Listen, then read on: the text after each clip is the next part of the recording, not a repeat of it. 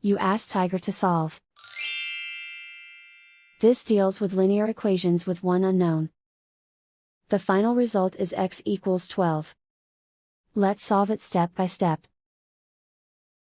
Simplify the expression. Expand the parentheses. Multiply the coefficients. Simplify the arithmetic. Group all constants on the right side of the equation. Add 3 to both sides. Simplify the arithmetic.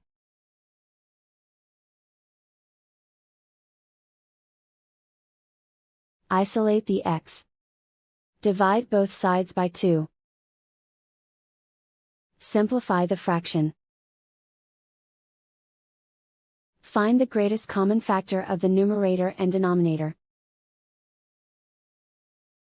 Factor out and cancel the greatest common factor. And so the final result is x equals 12.